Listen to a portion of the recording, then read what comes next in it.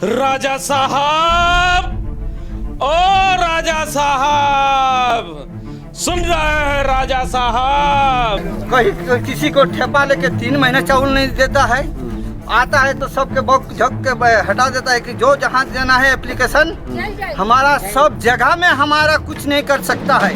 ये बात कौन बोलता है? जगत सर महतो। जगत से पहले हम लोग DSO मैडम को दिए हैं, अभी तक हम लोग का सुनवाई नहीं हुआ है। BDO साहब को दिए हैं, अभी तक जांच नहीं भेजा है। तो हम लोग अगर जाएंगे तो किसको पास जाएंगे? अब हम लोग को जाने होगा मुख्यमंत्री को पास, तभी सुनवाई होगा। सुने राजा साहब, ये वही आवाम है जिन्होंने आपको चुनाव जिताकर विधानसभा भेजने का काम किया था। आज ये आवाम 3-3 महीने से सड़कों पे उतरने का काम कर रही है और पूछ रही है कि साहब हमारा अनाज कहाँ गया? राजा साहब, अगर छत्तीसगढ़ चुनाव का प्रचार का खुमार आपके जहन से उतर गया हो तो इस आवाम के भी दर्द को सुनने का प्रयास करें।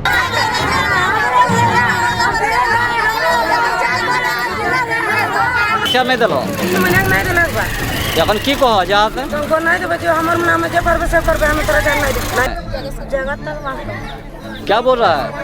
चार নাই নাই দেব। अच्छा चार नहीं ले नहीं देबो না কি নাম भेलो तोहर? बालिका दे कोकन यहाँ पे चार जगत सर माफ এখন गेल तो की कह कि चार नहीं चार नहीं लेना। काची को लेकर आज प्रदर्शन कर रहे हैं, क्या हुआ आपको? चावल नहीं दे रहा है, बार चावल खा जा रहा है। बोलता है तो बोलता है चावल आया नहीं इस महीना का। अच्छा। और महीना में एक भी चावल दिया नहीं। जी हाँ, बोकारो जिले के अलग अलग क्षेत्रों से इस तरह की तस्वीरें आप लगातार देखते होंगे और ऐसी तस्वीरों में आप लगातार देखते होंगे कि लोग इसी तरह सड़क पर उतरकर अपने हक की बात करते हैं। आखिर इन लोगों के इन 3 महीने का अनाज गया तो गया कहां और किसने खाया इन लोगों के 3 महीने का अनाज?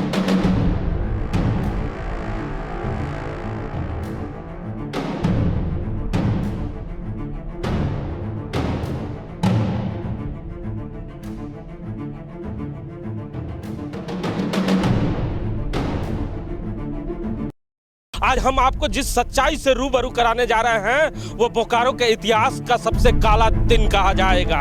बोकारो में रही गीतांजलि को जो DSO थी और MO जो थे वीरेंद्र कुमार, उन पे बार बार सरकार के द्वारा पत्र आ रहा है कि उन पे जांच कर कार्रवाई की जाए।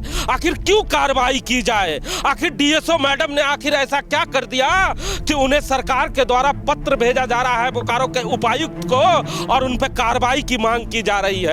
हमारे साथ बात करने के लिए इस पैनल में राम नारायण शर्मा, भारतीय जनता पार्टी के नेता डॉक्टर प्रकाश, हमारे वरिष्ठ पत्रकार लक्ष्मी नारायण भी मौजूद हैं। लेकिन सबसे पहले हम लोग राम नारायण शर्मा से जानेंगे। शर्मा जी, बताएं कि आखिर ये 3 महीने और 2 महीने के अनाज की जो बार बार चर्चाएं हो रही है, ये अनाज आखिर गया कहां?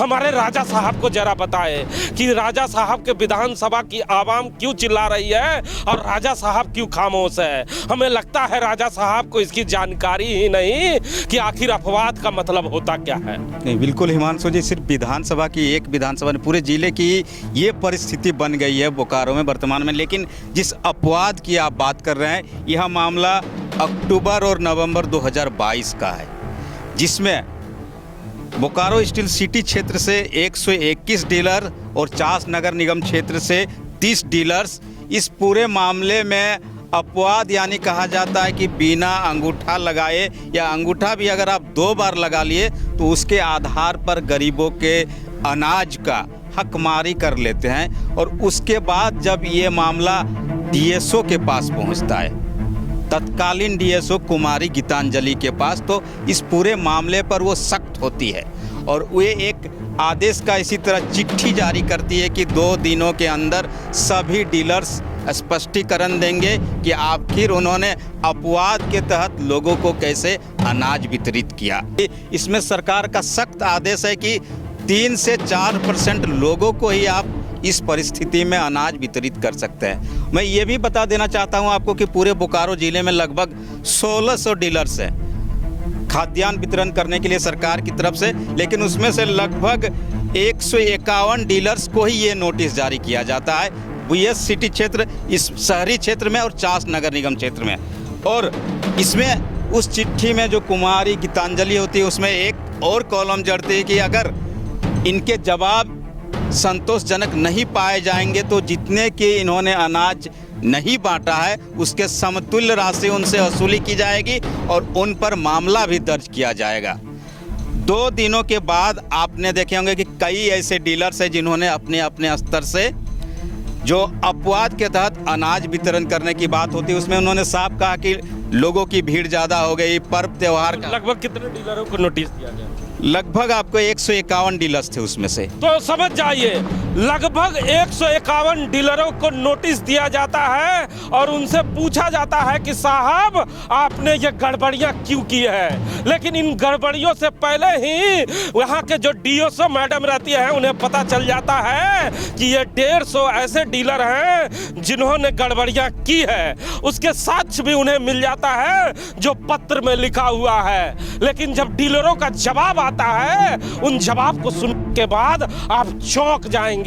आखिर क्या जवाब आता है? जी बिल्कुल, डीलर्स की आप बात करें, उन्होंने ऐसे ऐसे जवाब लिखे हैं। अपने स्पष्टीकरण में किसी ने लिख दिया कि शोर शराबा ज़्यादा हो रहा था, ज़्यादा लोग मेरे पास आ गए थे, इसीलिए जो POS मशीन है यानी अंगूठा लगाने की मशीन है वो काम नहीं कर रहा था, इसलिए मैंने मजबूरन खाता में लिखा अपवाद यानी रजिस्टर जो होता है उसमें नाम चढ़ाया और लोगों को राशन बांट दिया। किसी ने ये भी लिखा कि मेरा जो POS मशीन है वो काम नहीं कर रहा था। किसी ने पर्व त्योहार का हवाला दिया कि दीपावली, छठ, दुर्गा पूजा का अवसर होता है इस समय और लोग हो हल्ला कर रहे थे मेरे यहाँ, इसलिए मैंने मजबूरन ऐसे बांट दी। यानी तरह तरह के ऐसे कारण जिसको सुनकर अधिकारी भी चौंक जाएंगे और आम लोग जब इसको सुनेंगे। ये सच्चाई है कि इस परिस्थिति में इन्होंने अपवाद का सहारा लिया और सरकार, केंद्र सरकार और राज्य सरकार के अनाज का बंटाधार इसी तरह कालाबाजारी हो गई। उसके बाद DSO साहब एक और इस जवाब के बाद एक रिमाइंडर नोटिस भेजती है MO वीरेंद्र कुमार को कि ठीक है, इन्होंने जवाब दिया, एक बार आप पुनः दोबारा इस पर जांच कीजिए। मतलब जांच पे जांच। हाँ, जांच पर जांच कहा जाता है। जिस तरह हमारे देश में तारीख पर तारीख की बात होती है उसी तरह DSO मैडम आप यहाँ पर जो कुमारी गीतांजलि होती है वो जांच पर जांच के बात शुरू करती है। जब पहला जांच में पकड़ा चुका है कि 151 डीलर दोषी हैं, तो फिर किस चीज का जांच? बिल्कुल, यही तो समझना है कि इसी तरह तो इस जिले में अनाजों की कालाबाजारी होती है अधिकारियों और जो डीलर्स होते हैं उनकी मिली भगत से। यानी आपको सब कुछ आपके सामने है, आपके सामने इस तरह का पेपर आ गया, उसके बाद भी उन्होंने कहा कि एक बार आप पुनः जांच कर लीजिए।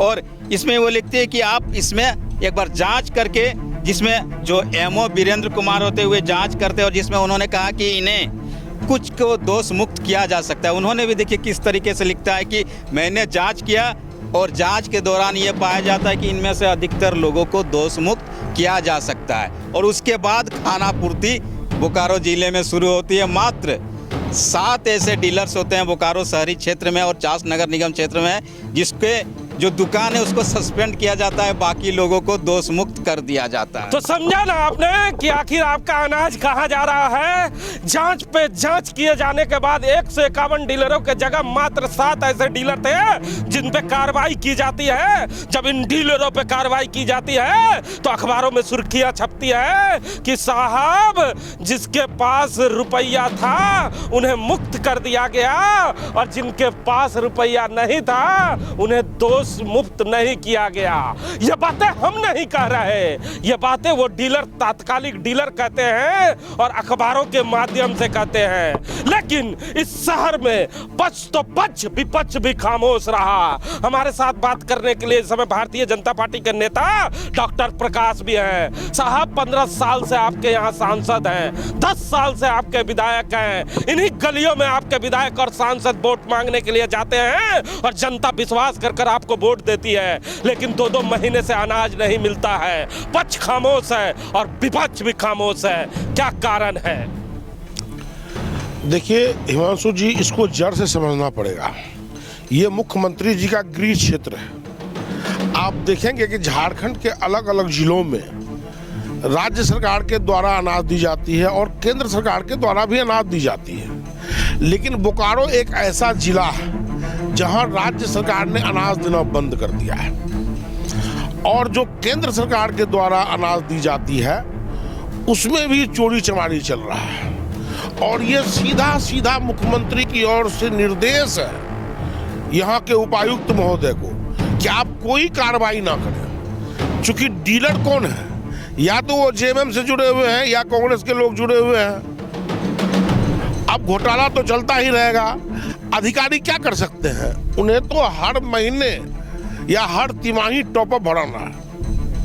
हेमंत सोरेन जी चाहते ही नहीं है कि बोकारो के जनता को, गरीब गुरबों को अनाज मिले। सारी बात उनके संज्ञान में है। कई बार यहाँ तक कि दांत दिखाने के लिए मुख्यमंत्री बोकारो आते हैं।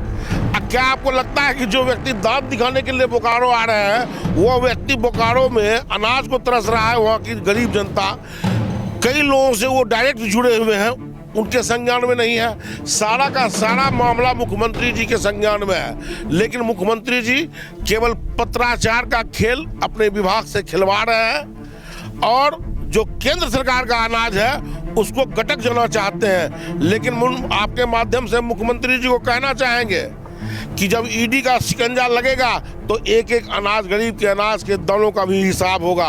मुख्यमंत्री जी, इसी अनाज के लिए आप होटवार जेल में तरसोगे जो आप बोकारो के गरीब जनता का अनाज खा रहे हैं। लेकिन प्रकाश जी, लोगों का भी कहना है, टॉपअप की जब बात आपने छेड़ ही दी है तो लोग कहते हैं कि आपके सांसद और विधायक ने कितना का टॉपअप कराया है खामोश रहने के लिए। क्यों नहीं आपके सांसद और विधायक इन चर्चाओं पे बल देते हैं? ये वही लोग हैं जिन्होंने आपको चुनाव जिताकर विधानसभा और लोकसभा भेजने का काम किया है और 15 साल से आप पे विश्वास कर रहे हैं और यहाँ के आवाम चिल्ला रहे हैं और भारतीय जनता पार्टी खामोश है, विपक्ष है। आपका काम है कि ये बातों को विधानसभा और लोकसभा में प्रश्न उठाना चाहिए। क्यों नहीं प्रश्न पूछते हैं? लंबे समय की ये मामला है। देखिए, माननीय विधायक जी का क्षेत्र है, भारतीय जनता पार्टी के विधायक निश्चित रूप से हैं।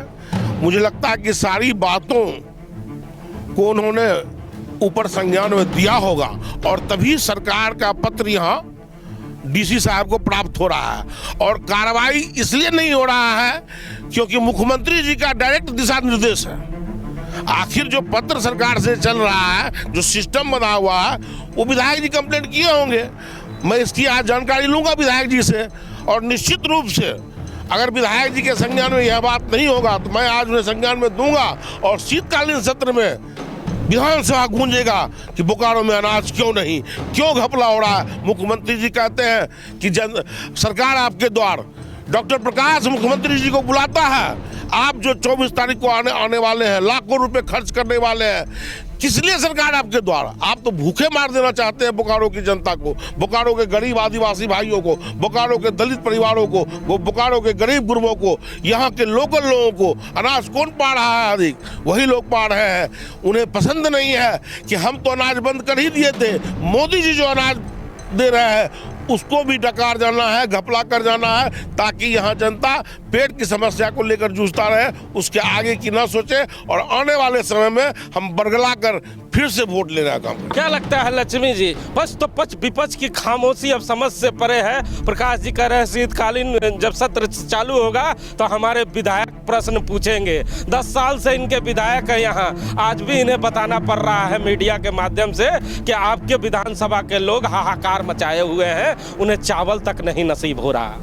देखिए, इस बात पे मैं बस इतना ही कहना चाहूँगा कि पहला बार जब भारतीय जनता पार्टी के जो स्थानीय विधायक हैं जब जीते तो क्या अंतर था और दूसरी बार ये अंतर कहाँ जाके पहुँचा है। इसी से उनको समझना चाहिए कि भारतीय जनता पार्टी का जो अभी विपक्ष का रोल उनको दमदार रूप से निभाना चाहिए था। जो आम जनता से जुड़ी हुई समस्याएँ थी, जैसे अनाज की जो समस्या है, तमाम वैसे लोग चास नगर निगम क्षेत्र हो या चास प्रखंड हो या बोकारो जिले में, मैंने बोकारो विधानसभा के हर वो क्षेत्र में जहाँ जहाँ अनाज की कमी लोग महसूस कर रहे हैं, वो आने वाले दिनों में जो स्थानीय विधायक हैं वो क्षेत्र में जाएंगे तो लोग चौक मोहल्ले में बैठ के ये चर्चा जरूर होती है कि हम लोग अपने विधायक जो आएंगे या उनके प्रतिनिधि आएंगे उनसे ये सवाल करेंगे कि आप क्या किए, अगर वो सरकार नहीं दे रही थी तो आपका क्या काम था, आप यहाँ ना क्षेत्र में आए ना हमारे गली मोहल्ले में आए और आज आप वोट मांगने आए हैं। तो कहीं ना कहीं वो अंतर जो पहले गैप था उसके बाद दूसरे बार जो मात्र बहुत कम गैप रहा और अब की बार क्या होगा ये समझने का फिर अगर नहीं जनता शर्मा जी से समझते हैं। शर्मा जी जरा बताएं हमारे दर्शकों को क्या लगता है,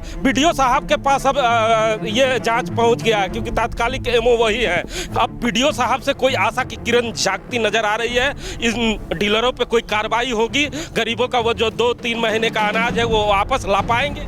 हिमांशु जी, यही तो खेल है, इसी को समझना है कि अभी वर्तमान में जो वीडियो हमारे हैं एमओ बना दिए गए हैं 50 प्रखंड के, अब उनके पास इतना काम रहता है कि इस छोटी सी चीज़ के लिए उनके पास समय निकलेगा? आपको लगता है यही खेल हुआ है यहाँ पर? यहाँ साफ स्तर से कर दिया गया है कि अब वीडियो साहब को ना समय मिलेगा, ना जांच होगी, और धीरे धीरे ये पूरा मामला ठंडे बस्ते में चला जाएगा। इसके कुछ दिन बाद चुनाव की आहट शुरू हो जाएगी, फिर गरीबों का अनाज कौन खाया, कौन लूट कर ले गया, कोई पूछने नहीं जा रहा है। जो हमारी कुमारी गीतांजलि है, एमओ यहाँ की थी, अभी कहीं और ट्रांसफ़र हो गई है, वो आराम से इसी तरह दूसरे ज़िले में भी अपना क्या रोल निभाएंगे, उनका काम है।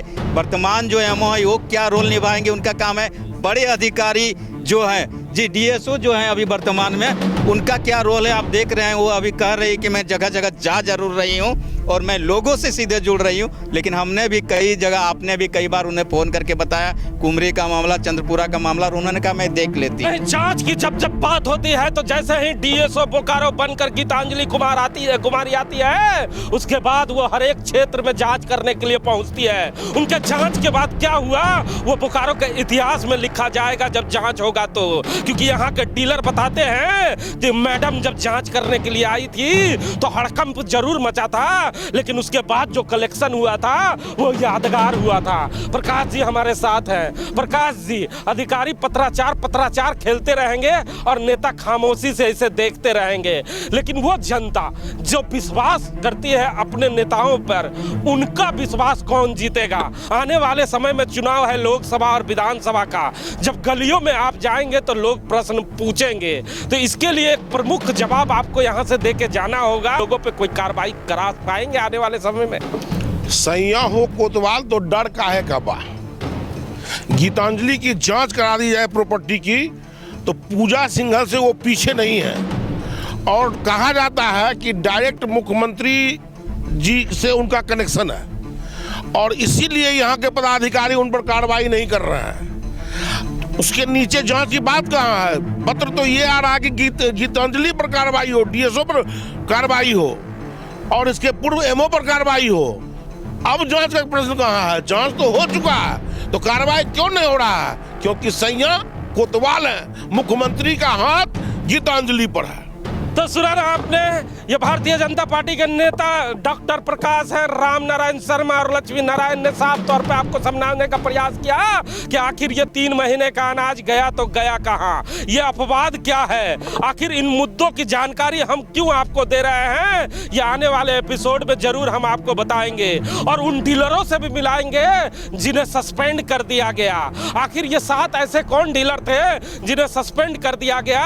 आखिर वो कौन से डीलर थे जो इस जांच से बच गए? आखिर क्यों वो बच गए? इस पे भी हम अगले एपिसोड में आपको बताएंगे कि आखिर उन्हें बचने की क्या कीमत चुकानी पड़ी। कैमरामैन भोला के साथ जीपी हिमांशु।